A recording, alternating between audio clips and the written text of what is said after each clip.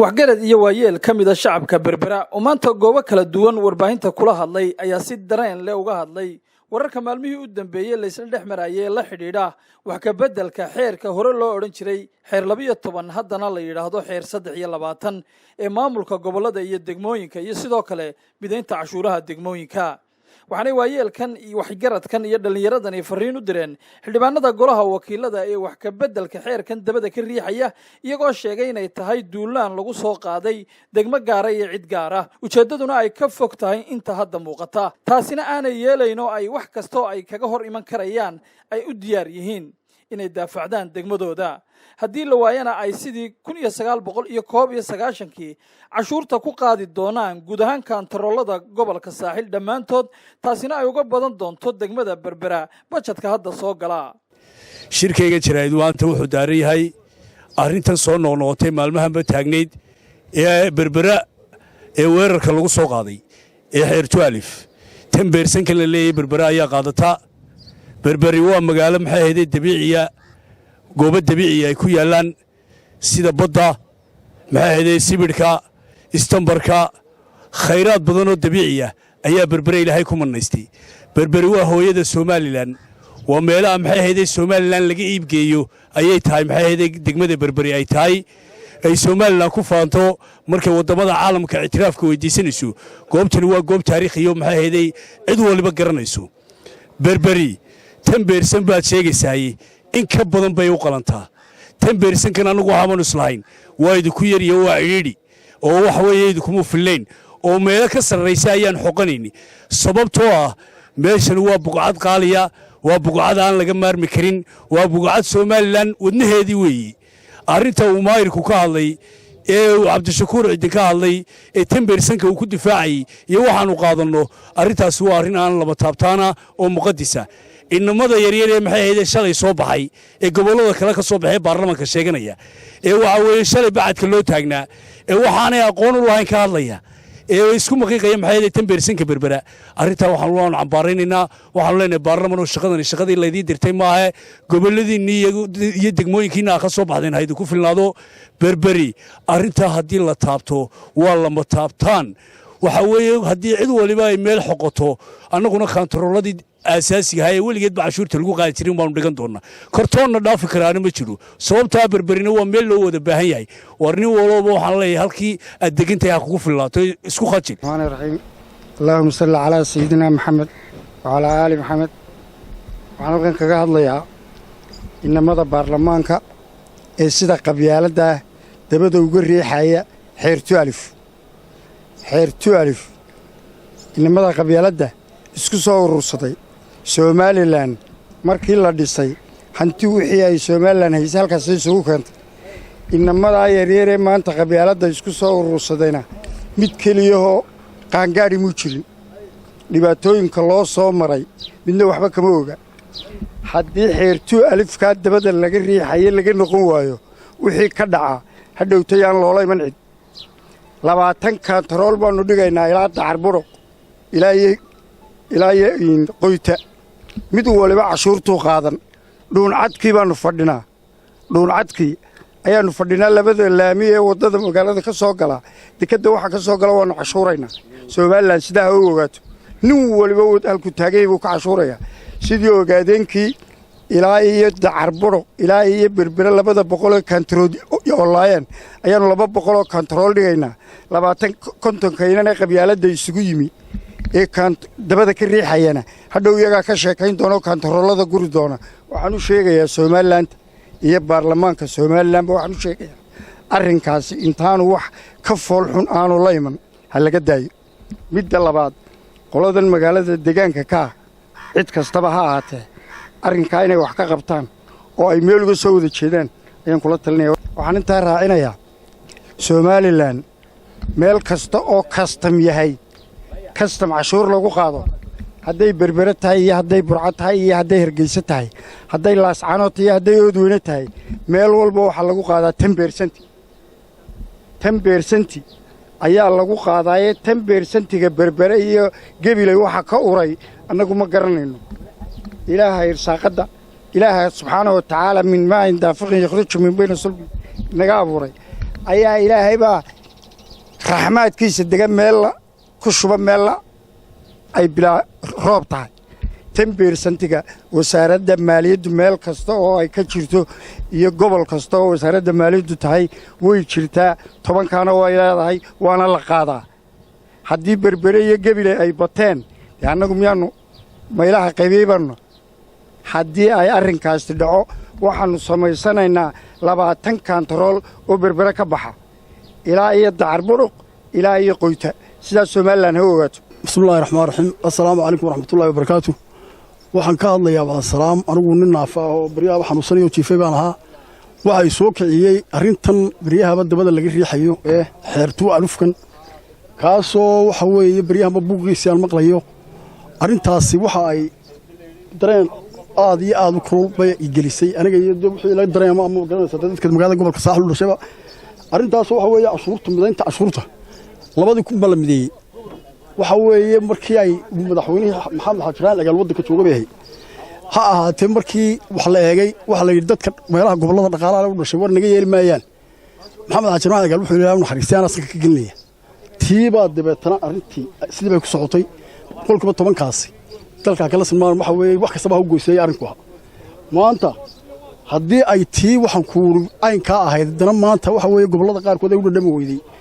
waxa weeye haddii arrintaas faraal laga qaadi waayo annagu qabyaalad iyo riwaayad baan u aragnay sidii ay 11kii baan ku noqon doonaa waxa weeye wala gobolkiisu iyo qabsan kontarooladiisu qabsan walaaqaasna cidii markaa hawsha bilowday baa ka dambaysa anagana hawl loo talamahay hawsheedu waxa weeye haddii sidii wax xeerku ahaa ee la dejiyay macnaha shaqayn weyday oo xeerka shaqayn waayay waxa weeye qabyaalada ay wadaan baan la wadaynaa kontaroolada qabsanaynaa gobolka yagaanu haysanaynaa sidaasana ku soconaysa alxamdulillaah salaamu lillaah salaatu calaa rasuulillaahi sala allahu calayhi wasalam halkan waxaannu kaga hadlaynaa nimanka baarlamaanka ee kalfadhiga kaga hadlaya cashuurihii wax ka beddelkooda arrintaa waxaannu ka hadlaynaa annagu waxban bay noo siyaadinaysaa sidaa u waddaan hadday u dhacdo waxaannu dhigan doonnaa 20kii istabood ee aynoo oolaa berbere iyo shiikh dhexdooda annagu marna ku khasaari mayno waannu danannaa inaa si beelaysan arrinkiina u wadataan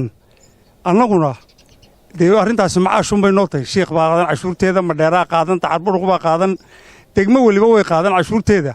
10kii istabood istaba oolaana way iman dee markaa waxaa ka heshaan baa leediin alxamdulilah rabbilcaalamiin waxaan ka hadlaynaa xeer loo yaqaano eges xeer 12 ama xeer 23 oo maalmahanba hadalkiisu soo noqnoqonayay xeerkaa ood mooddo sida loo wadwado inuu yahay mid dana gaara iyo arrimo gaara laga leeyahay oo caadifadaysan dadka qaarna si caadifadaysan ay uga hadlayaan oo aad mooddo in xeerkan qaabka loogu fukarayaa ay tahay si duulaan ah haddaba haddii aanu nahay annagu dadka reer berbera amaba waxgaradka ama aqoonyahanka magaalada berbera annagoo aragtideeda cad ka dhiibanaynaa arrimaha waxaanu aragnaa duulaan baarlamaankana waxaanu leenahay waar ma tiidin dad maanta heer gobole heer qaran baad tiini si qaranka wuxuu tarto u fakaro fikirkiinnu ha ku salaysnaado mid qaranka wuxuu tara laakiin yaanu noqon mid magaalayba magaalo ku duula oo meeliba meesha kale ay ku duusho maamulada degmooyinkana waxaan leeyahay kobcinta dhaqaalaha iyo horumarintu kuma xidhnaa heblaaye hebel wax ka goose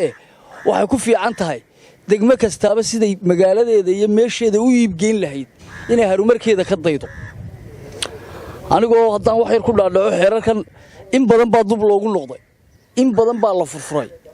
wax badan baa wax ka bedeliya kaabisba laysiri ku sameeya maayir muraadna hadalkiisii midun baa ka soo qaadanaya wuxuu yidhi xeerka marka la eegaya xeer 12ka karateerooyin baa loo soo qaatay 4 kuwaasoo ku saleeyay populationka iyo ayga laakiin wuxuu ka ilaaway bawcadaha miyaad ku darin ilmeed kasta halku ilaahay ka abuuru ilaahay ku sameeyo bawcada uu ka sameeyay miyaa karateeriyada lagu darin annagu hadaba xeerkan waxaan u naagnaa aanu fahmaynaa in ay tahay xeerka korinta degmooyinka gaarka ah oo degmooyin gaara lagu korinayo wax loogu raadinayay qaranku waxaanu leenahay si ballaaran ha u fakaro dadkana yaan la kala qaybin yaan cunsuriyad la dhex dhigin yaan loo arkin inay cidiba cid ku duulayso ee ha u bedelaan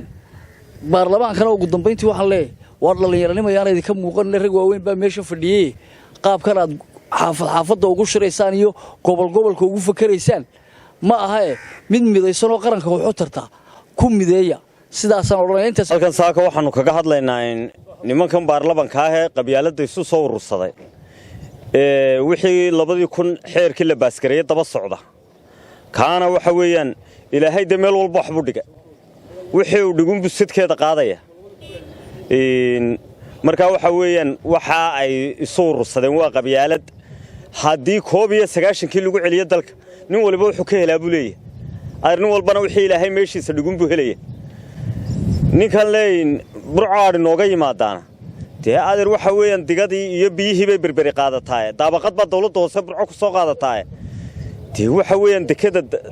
xaabadeeda qaadato samayso waxaan leeyahay anigu berberaan ku noolahay heer berberaan ahay xaqa berberu leedahay ee la soo wararay inaan dee ka hadlo waajib ay ku tahay maadaama ku noolo heer berberaan ahay marka waxaan leeyahay bilaadanka ilaahay dad walba bogcad baa ilaahay ku beeraa dad walba bogcad baa ilaahay ku beeraa bogcaddan berbere ilaahay baa ka dhigay dekadii ilaahay baa haami ka dhigay ilaahay baa ka dhigay meeshii xooluhu marayeen dhuunteenii Soomaaliland anagu waxaan odhan jiray berber waa sadoo waxba nala dhaafiyay haddii iminka nala ma jeertay oo liiri iyada waxa cunto wax boobta deegaan ka hadallo annana amsnaana sadoo noqon aanu afkayga ku hadallo aanu doonayna iminka maadaama heer berberanahay waxaan leeyahay bogcad walba horta ilaahay baa dadka ku kala abuuray tan beersadkeena tan kan lala wareegayo degmo aan qaadan iyo gobol aan qaadan male ina muraad waa kii xalay sheegayay halagu kala badnaadee ina muraad waa kii xalay sheegayay waayo berbera haddii baan leeyahay anigu xaqeeda la siinayo tan iyo teedhiba anigu waan siin lahaa haddaan waddanka madaxweyne ka ahay waayo hooyadii Somaliland haamii baa ku yaalla dekadii baa ku taalla airportkii Somaliland ugu weyn laaba ku yaalla bogcaddanna de ilaahay baa dadkan ku abuuray iyo ummaddan degan maaha berberuna waxa dee la qoleeyo la qabyaaladeeyo ka weyn berberu hadday qaar leeyihiin qolaa sheeganaysaa maaha Somaliland cid aan ku noolayn male ayuhunabi baa ku nool carab baa ku nool hindi baa ku nool faransiis baa ku nool Soomaali nooc walba way ku nool yihiin Somaliland cid heer ka maqan maanta berbere ma jiro laakiin xaqeedan sheegaynaa dee xaqeedan lagula meeraalaysanay laga doodayo marka waxaan leenahay anagu haddaanu dhallinyarada heer berbere aan ka mid ahay waxaan leeyahay tan beersateen lala hordayo in anaga naloo kordhiyaa baan jecel aanu iminka baarlamaanka horgeyno maadaama nahay hooyadii dalka xoolihii Somaliland bana marayaan in anaga 20 nolol ka dhigaba iyagu waxay ku doodayaan tanka ay qaadato naloo qaybiye degmaan qaadan malade degmo walba kastan bay leedahay Somaliland hawa ma yaraataa ma badnaatee dee burca ma yeesheen kastankaad wax ka qaado hadday maanta berber yar tahay hal la qaatay burca waa mudaharaadi lahay sidii tay reegubi lahayd oo qayl lahay marka waxaan leeyahay Somaliland hal kala badnaado laakiin halkan in loo kordhiyaa anigu fakarkayga aaminsanahay halkan waxaan ka hadlayaa sheeko bari horeba socon weyday oo la yidhi shamiitada waxaa laga dhisayaa beled weyne iyo xamar oo dabeed la yidhi waxaad annagana noo keentaan webiga jamaame berbere keena annaguna aanu dabeed wax suurtageliya hore u noqon weyd halkan waxaanu u sheegaynaa wax sharciya oo caalamkuba og yahay oo Somaliland bay og tahay oo aan la isku haysan ninka bilaabaya imikale waxaan doonayaa burco xuquuqdeediiyow oo waa laygu cudeeyo cod baan ku qaatayo waartan barrag baa cod ku qaatay oo ilaashanaya kula mid ah haddaba fahamtay waxa aad ka sheekaynaysaana waa wixii aynu doonaynay inaynu ka gudubno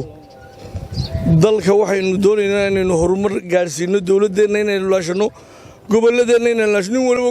gobolkaaga wixii ilaahay kugu siiyey ku xamdinaq ha la iska daayo qaladaadka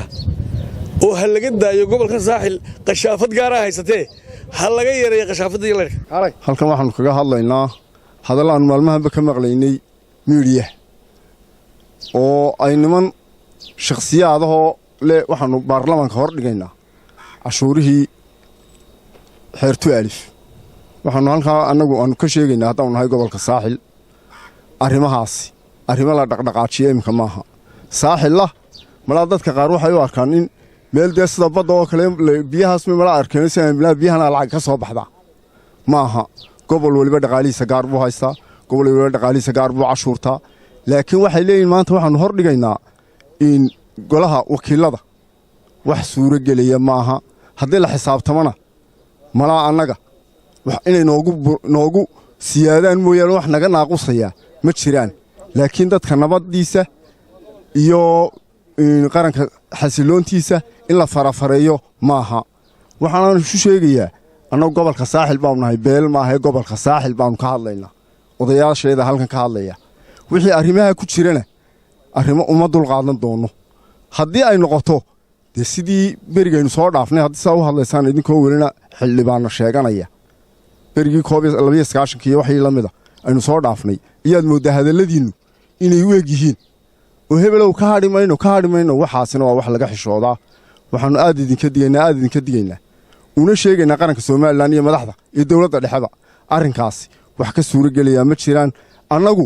haddii ay saa ku socoto waxaannu ka xignaa xumaan baannu ka xignaa maxamed cabdilaahi soo fadhiistay star t v berbera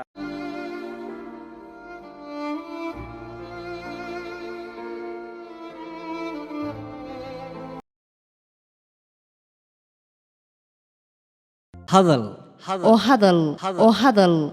oo ku hadal bishii oo dhan $7 oo keliya ku darso fariin kasta oo aad dirtaana waa kuu bilaash haddaba si aad ugu shubato adeega kaafiye fadlan garaac xidig 8 eber 8 afargees ama xidig 2 eber 2 afargees isticmaal shabakadda ugu ballaaran geyga Soomaaliland